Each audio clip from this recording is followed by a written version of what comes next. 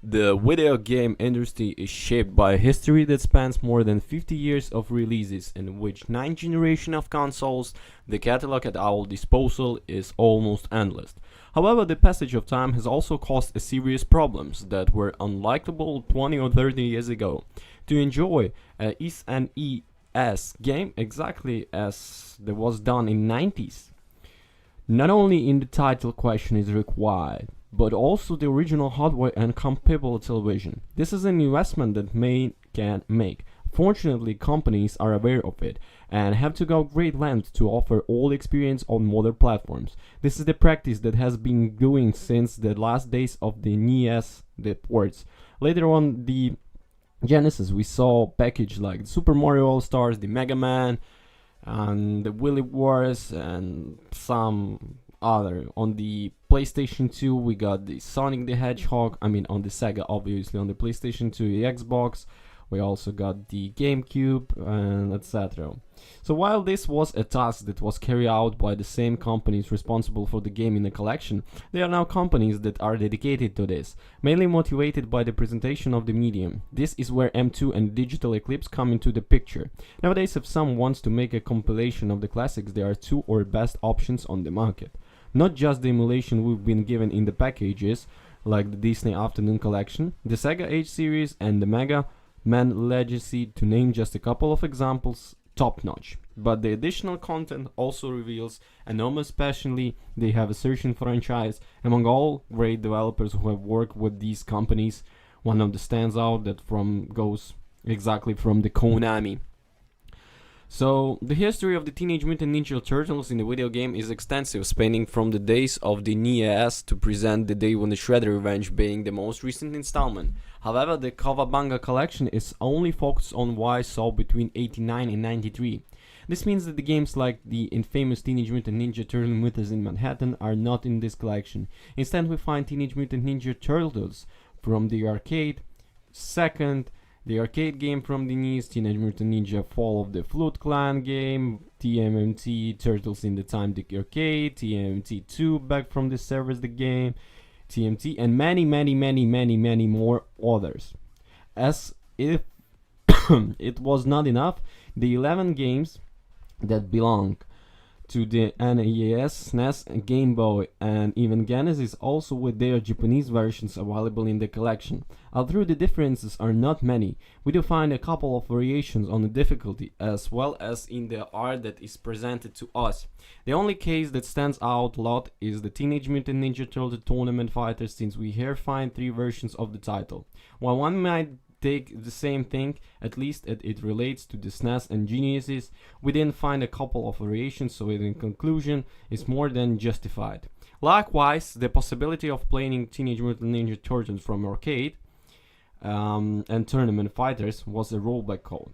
Overall, the Cowabunga collection is a phenomenal package that manages to deliver the most recognizable Teenage Mutant Ninja Turtles games. Sure, just watching Teenage Mutant Ninja in time, both for play arcade version and the SNES version not normal difficulty, is more than enough to convince someone to buy this compilation. But the inclusion of fantastic titles like the Teenage Mutant Ninja Turtles Manhattan Project, the Hyperson Heist, and the Teenage Mutant 3 make this collection even more worthwhile for everyone instead learning about the history of the property. Along with this, not everything we see here beat them ups. Although yes, most of the team beat 'em ups also causes like the Teenage Mutant Ninja Turtles from the NES, which is very classic platformer of the time, as well as Teenage Mutant Ninja Turtles Tournament Fighters, which is a game of fights. Its evil 3 available versions. Considering the property has never stayed the gas generous, it's also not like the Cowabunga collection is forgetting some necessary installment. I don't want to say that between 1993 and 2022 we have not seen something worth including in a collection of the type, but it's important to mention that Digital Eclipse work is focused on the titles that were developed by Konami, and this key is here.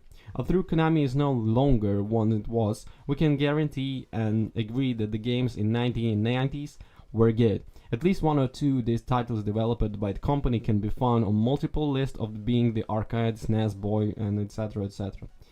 So For those of you already familiar with the Digital Eclipse work, it shouldn't come as a surprise that the here Teenage Mutant Ninja Turtle the Cowabunga collection is a very well emulated collection. Each of the 13 titles plays that looks great, even for those who don't care to experiment with visual options. To default stylish is top notch. Fortunately, a couple of combinations are also offered. Those who want to enjoy this classic as close possible to what we originally saw in arcades and consoles. To get you started, each of the games includes 4 display options. The first one is the one that comes by default. It doesn't present any modification, it's just a clean version, that's it. The interesting things come on the other. On these is TV filter, which offers us horizontal lines that resemble that we saw with CTR television. Along with this we have the monitor mode, which also presents us with the lines, only with the time vertical mode was appearing. Finally, we have the LCD filter, which offers us the closest experience to what is seen in a Game Boy. How you probably already noticed, each of the 3 options is focused on a specific platform. The monitor goes hand in hand with arcade games. The LCD filter works best with the Game Boy ones, while the TV filter is perfect for console deliveries. However, nothing prevents you from combining those filters and options playing the Teenage Mutant Ninja Turtle with the vertical lines. It's not somebody I recommend, and even Digital Eclipse has been clear on the type of filter works best each title, but you probably quickly figure out on this rare occasion. Well, all those 13 games have an upgrade menu, can be activated from the selection menu. Here we found options such as possibility of starting at certain level, infinite lives for arcade players, activating gold mode and advancing without someone touching you, unlocking the certain content immediately, and more. However, the NES title get a number of interesting updates. This can have the declaration remote head accurate when many enemies were on the screen, as well as a spy flickering, which was caused by the same circumstances. This result is much faster and smoother experience, which is more than welcome. As always, there are just a few alternatives, and if you want to enjoy the installments, you are still living in the 80s. You can simply forget about this. Finding a no collection today would be compete without ability to go back in time and correct your mistakes, and ability to save your game. Well, but it's only once. So the sheer amount of digital content makes the collection extra special. All materials presented here shows that Digital Eclipse has a great passion for the preservation of the video games and make design documents, illustrations, box manuals, music, and much more available to public in a simple way. It's a section of information that will make us Teenage Mutant Ninja Turtles fans, as not so much appreciation that work Konami originally delivered to us. There is no doubt that Teenage Mutant Ninja Turtles, the Cowabunga collection, is one of the best collections ever we've seen on this year type of package, and that's the completely success. Well, thank you for watching. Don't forget you guys to comment and subscribe. Bye bye.